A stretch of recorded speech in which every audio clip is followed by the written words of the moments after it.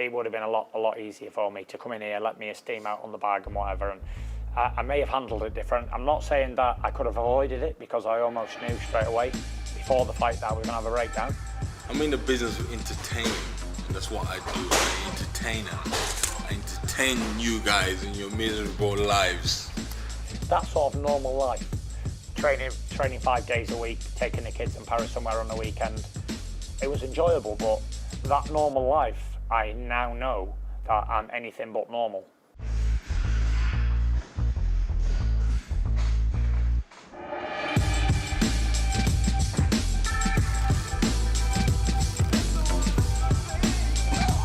Sorry, I'm in love, Derek. Just big time. 1 second. Yes, please. That's amazing.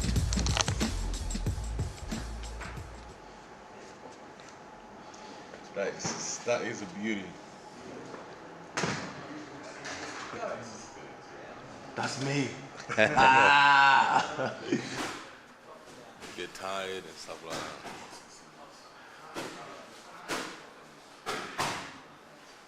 And you know Gerald Washington. Just show them your Fury style. We need more fakes in there. That's my mate, Gerald. How's prep been? Prep's been good, bro. I feel great. I feel amazing. It's the same you hear from everybody. All trained very well. I had good sparring partners. It's the same nonsense, to be honest with you. It's just routine, bro. It's like a marriage, isn't it? You're married. You know what time is dinner. You know what you have to say to after dinner. Thank you very much for this beautiful dinner you made, but it was a dinner. But it's one of those things. I'm in the business of entertaining, and that's what I do. I'm an entertainer. I entertain you guys in your miserable lives, basically. You know, that's my job. My job is to give you something to talk about, to have fun about. You know, I am the clown. I am the preacher. You know, I entertain. But I entertain you with my brain cells getting knocked.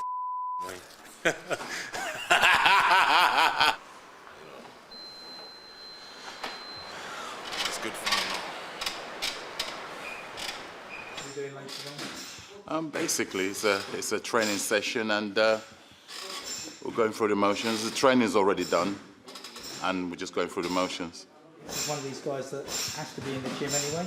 Oh, most definitely. He's what we know as a gym rat. Live in the gym. That bag's been with us for a long time. We've changed gyms 3 times. And that bag's followed us everywhere. He's a big boy. Yeah, Derek's a strong guy. Derek's a strong guy. Of course, it's a difficult task, but we're very experienced in this. We've been here before. It's going to be a good fight. It's not the unknown. It is the known. Fury knows us. We know him. When you've got 2 guys who know each other, they've had 2 fights already. So, like I said, it is the known rather than the unknown. But who knows? Who knows what's going to happen? I don't know. The meaning of nervous. You ain't been on TV since I left. What are you talking about? Record this. Now you got me going. Let's go. Let's go. No, talk to me. He didn't talk with his confidence. Yeah, that's right. Yeah. Never mind Fury. There'll be a fight in a minute between me and him. Basically. Well, I just like to have fun. I like to enjoy life. Of course. You know. Yeah, it's all about enjoying life. I don't do anything which don't make me happy. I like to do things which makes me happy. If it makes others upset, I don't care. It makes me happy. You know, because this life, sooner or later, it's gone. I don't have tomorrow. I don't do tomorrow. And, you know, it's just brutal for everybody out there. You know, it's just brutal. I mean, like, proper brutal. You don't understand. It's so brutal, like, it's hard. food goes up. You know, the life we used to enjoy a couple years ago is done. There's a new era of the new world coming. And I'm telling you, man, it's gonna be hard and tough. Yeah, you know, you gotta have fun, man. You know, you don't, when I say have fun, I mean like, not like go and spend money. I mean like, get all your boys around, get your friends around, you know, just sit down and just talk.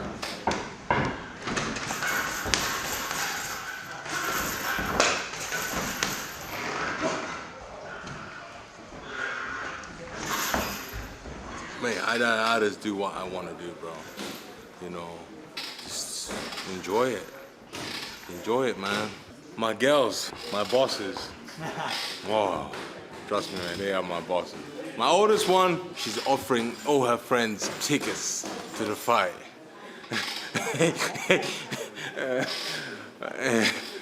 She comes in, Daddy, I said I'm gonna give tickets to so and so and so and so and so and so. She goes, can I have the tickets now so I can get them tomorrow at school? And I'm like, there's no tickets. And she gets so upset.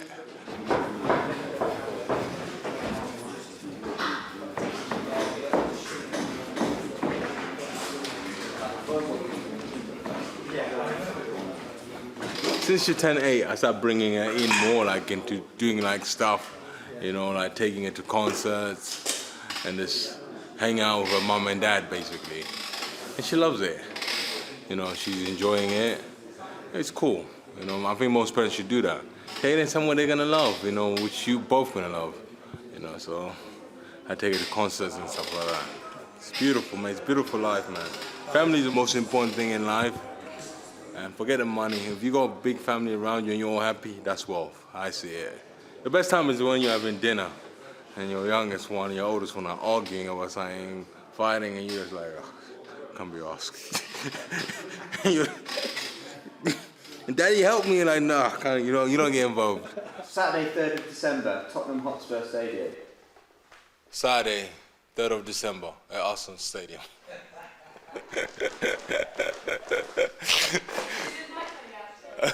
They enjoy everything. They leave with me to the house, they come to the fight, everything. They get home at 4 o'clock in the morning, and they're happy.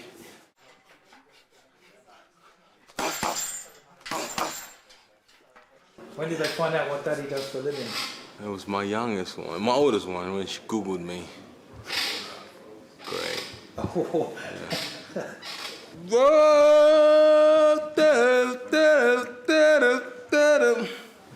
Saturday, 3rd of December, war is coming. BT Sports. BT Sport. On BT Sport, while we tune in and lovely jubbly. That's the one, isn't it? That's a money one right there. It seems to be a very, very good camp place. Although, like people say, oh, Vegas and America and Florida and Spain and wherever else that I've used to train in the past, they were all fantastic places. However, I feel really relaxed and comfortable here, and like I say, I can just, if something goes wrong at home, I can nip home or see the kids if I feel a bit lonely or whatever. But to be honest with you, I'm up in my training camp house, overlooking the sea there, and I could be anywhere. I could literally be anywhere. I've got zero distractions. Like Paris said, she hasn't seen me in a week and I live 2 miles down the road from her. Me and Sugar, I've only got me, Sugar and the cooking camp.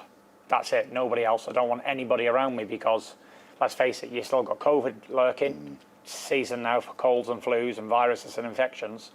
And the last thing I need is a load of people around me to give me a cold. Even you guys here today, one of you could have picked something up and brought it to me. So I'm risking a lot on the line.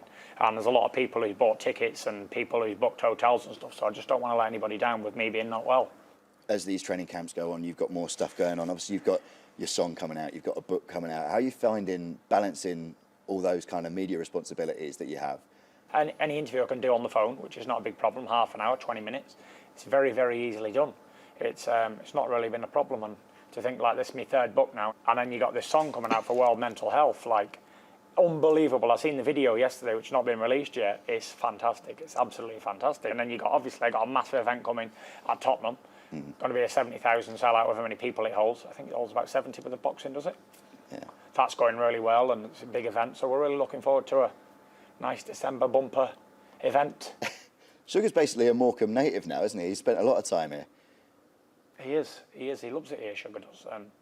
Why he loves it here? Because he's got that small town feeling, and there's no distractions, and everybody knows everybody. Sugar walks down the street, he's a celebrity. Random people from us, hey Sugar, hi man. It's like home for me. Every time I come here, I stay at the house. I stay at Tyson's house. So yeah, the house on the hill, overlooking the bay. Very relaxing, beautiful. You know, I could sit out there for hours, watch the sunrise, looking at the tide rise and fall, rise and go down twice a day.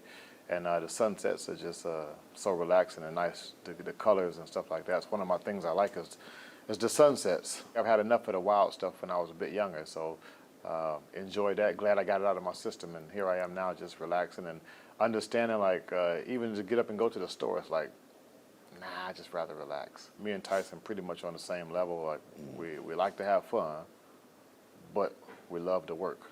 We love to work hard. We like to be better, to do better. You know, he wants to prove he's the best, and I want to be able to help him prove that he's the best by making him the best that he can be. Does training Tyson kind of allow for you to have time to do that? It must take so much time from you mentally as well as the actual amount of time. You know, it must be really mentally consuming just thinking about what you're going to do with him next, right? I don't know. That sounds like a riddle. I don't even think you know what you said. Can you repeat that question, please? So you like I'm joking. Yeah. Because I know you can't repeat it. But listen, when we train, it's just like we take it step by step. In each camp, I just watch him progress and get better and better.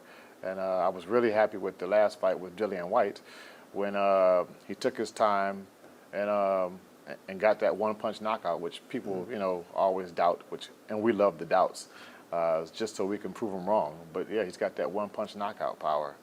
Even though some people or someone, you know, didn't think it was a knockout, they thought maybe it was a push that rattled him. But it was a right uppercut. I was going to say, because he was watching the replay in the changing room, and there was a small adjustment with his feet, I think, and he said that was something that you two have been practicing. Don't be telling everything, all the secrets. Everybody's going to be looking at that one's feet already now. done. It's not a secret. That one's. But they forgot about it until you just said something. Now they're going to be looking at it again.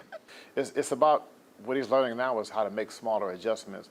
You know, we used to train, and I would be like, he would do something in the ring, and I'd be like, do that again. He'd be like, what? He's like, I don't remember it. Because he was just doing stuff. He didn't remember it.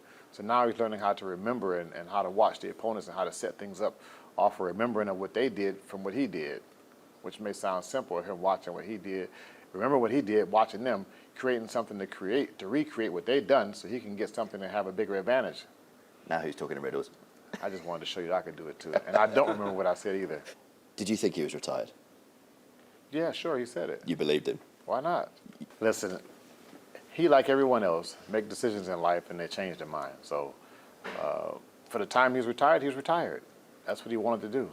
It's the same as somebody saying that they're on a diet all of a sudden and then they go out to a nice restaurant and they say, you know what, the heck with it. A lot of the great fighters, they retire. And pretty much most of them really come back. Most of them, not all of them, but most of them, they still end up fighting and coming back because it's something that they love and, you know, can't get enough of. When we train, it's just like, I mean, I know his ability. I know what he can do. It's just putting those pieces together step by step. You can't, I don't expect to do it all at one time. I know it takes time. So we take it step by step. In each camp, I just watch him progress and get better and better. And I was really happy with the last fight with Dillian White when he took his time and got that one-punch knockout, which people, you know, always doubt, and we love the doubts, just so we can prove them wrong. But yeah, he's got that one-punch knockout power. Well, what's different with the training camp for Chisora then? What are you focusing on differently? Don't give away the secrets, obviously, but it's a very different fight. I'll give away the secret. It's simplicity.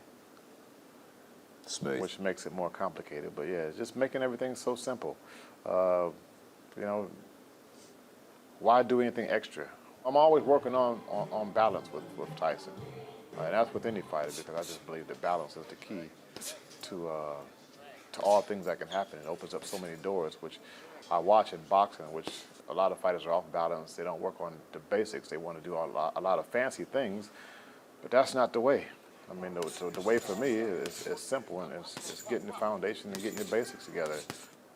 Chisora is, I mean, he's a proven, what's his name, War? War. Yeah, so he's, yeah, that's what you're going to get. That's the biggest threat. He's not sitting down, laying down for anybody. He's always coming, and he's proved that over the years. When he said he was retired, were you sad that you might not get that occasion again? No, I've had it already. I didn't. Wasn't even looking for that. The 94,000. I was happy with me going off into the sunset after he defeated Wilder with at the 7th round knockout in Las Vegas for the WBC World Championship. I was happy with that. Listen, I'm happy with our relationship and the things that we do together and the goals that we have. And more important for me is him being happy. So when he retired, it didn't bother me. That's what he wanted to do. That was his choice. So yeah, I'm happy with that. I'm happy with just him being happy as a person and being healthy. As well, you can see it in the training, watching you guys train. Like, you're so close and get on so well, and you have this tight camp that training flows really easily. It's not like it doesn't seem like difficult. We practice the same stuff day in, day out, but we have fun as well. It's not all gloom and doom and everyone's depressed in the gym, because it would be a horrible environment to be around. We all bounce off each other, and we've got Jimmy Harrington as well. He's another nutter like me. So we're all bouncing, and we've got Alan Savage up here, Babbage. He's another nutcase, so he fits in real well. It's fantastic environment, training facilities, everything's good. We've got a really good base here, and I just wish that I would have had it, like, say, back in, I don't know, 2014, 15, and continued with it along the way, but everything happens for a reason, and everything's supposed to be where it is, so I'm here. I thought I'd be retired now, but I'm obviously not. I'm still fighting 14 years in December as a professional, so it is what it is. I'm really looking forward to the Tottenham football ground, 2 stadiums back to back. And again, my old nemesis, arch rival, former Frank Warren protege, I get to fight him again in a trilogy and be the first heavyweight champion in history to complete 2 trilogies. Not that any of that really matters to me, because like I've always said, when I'm finished, I finished. I don't care what people say or what they thought of me or where they rank me in heavyweight dynasty. It doesn't really mean much to me, but as long as I'm active and I'm happy and enjoying my training, and we'll see how long the old dog can keep running for. Do you think that break from boxing wouldn't have happened if you had this 100%. I don't think I'd have had the breakdown if I'd have had this. Because during me low times, if I would have had a training facility local to me, rather than driving to Bolton where I was training, or driving to Manchester, it would have been a lot easier for me to come in here, let me steam out on the bag and whatever. And I may have handled it different. I'm not saying that I could have avoided it, because I almost knew straight away before the fight that I was going to have a breakdown. But I suppose everything happens, and you got to learn from everything and take it all in and just enjoy every moment. And all the experiences has been good, bad, or indifferent. I am now a better person from all the pain and all the anger and everything that's happened to me in the last 10 years.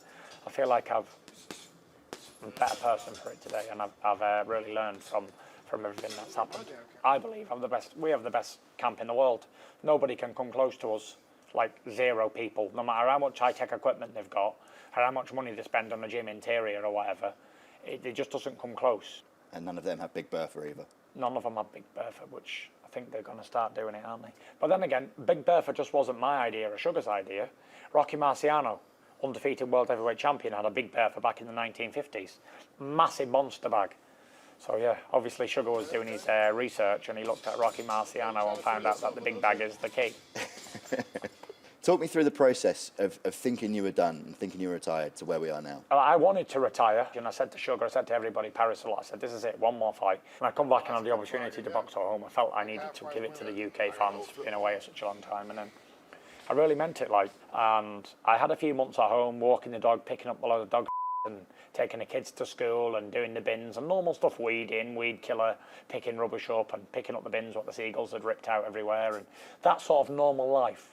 It was enjoyable, but that normal life, I now know that I'm anything but normal, like an abnormal load, and I need to be always mentally stimulated. And even though it wasn't just doom and gloom, I was here in camp with Joseph Parker, none of that combined gave me the same adrenaline rush and the same feeling as training for another fight, one-on-one, el mono. There was Manuel Char, he was ready to rock and roll, and then there was sort of a lot of negative stuff about Manuel Char. So we thought, you know what, Chisora's just beat Pulev, he's top 10 ranked opponent. Let's do the trilogy with Derek. And then we went back and talked a little bit more money with Derek, and we finally got it over the line, and here we are. on December the 3rd. Derek stepped up to the plate, as he always does. How's this one going to be different from the first two fights? I think he's a lot older and I'm a lot older. It was 14, it was 8 years ago. We've both changed as fighters, and I don't think that with me and Chisora, you know what you're going to get. You're going to get a good fight, and he's going to come and bring it, and so am I. So anything can happen in there, heavyweight boxing.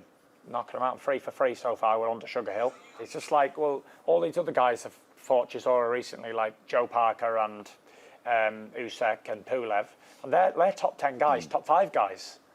And they didn't get him out of there, so if I can get him out, it makes a statement, doesn't it, to say, look, this is basically how you do it. I think that Chisora is going to hit the canvas for sure.